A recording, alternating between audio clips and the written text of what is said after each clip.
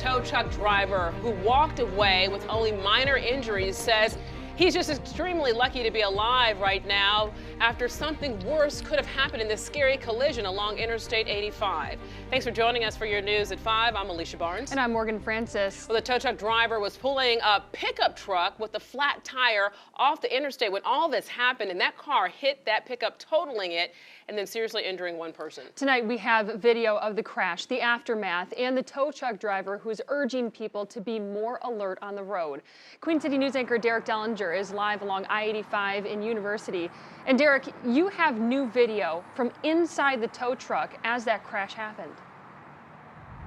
Yes, and it's a different vantage point from what you saw just a moment ago. What we're about to show you happened around noon yesterday here along Interstate 85. The man you see in this video is the tow truck driver, and as you can see, you will be very surprised that his injuries were not any worse.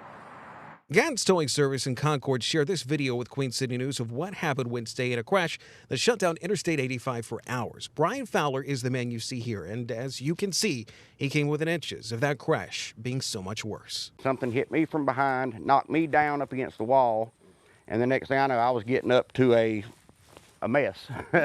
Fowler's tow truck is not as banged up as you may expect, but the pickup that had a flat tire, the pickup that he was trying to get off 85 before the crash, is totaled. You can barely even tell what it was. The crash, which happened along Interstate 85 around University City Boulevard, had one person that had to be taken out with serious injuries. Fowler says that was the driver of the car that hit, and he says there was no sign of a slowdown before the crash, something tow truck companies say is not unusual. They don't slow down, they don't move over, there's no regard for life. They're on their phones, they're messing with the radio, they're messing with the GPS, they're messing with a kid in the back seat or whatever, and they're not paying attention to what they're doing. Dina Gatton with Gatton's Towing Service is also a volunteer firefighter. She tells us more and more drivers are not doing what they should. Moving over, or at least slowing down while an emergency vehicle has its lights on, is the law, and tow trucks are considered emergency vehicles.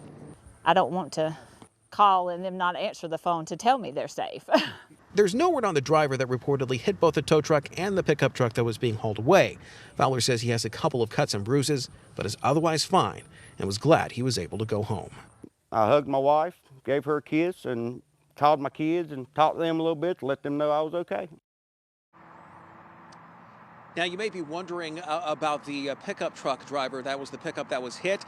That driver was nearby, but nowhere near the actual scene of the crash. In fact, he did watch that happen to his own car, and he went down to make sure the tow truck driver was okay. And again, we're still working to get an update on the victim or the person in the crash that apparently is the one responsible. There's no word on their condition right now. We're still waiting to hear any update also on the status of the crash investigation. We are live in University. Derek Dellinger, Queen City News.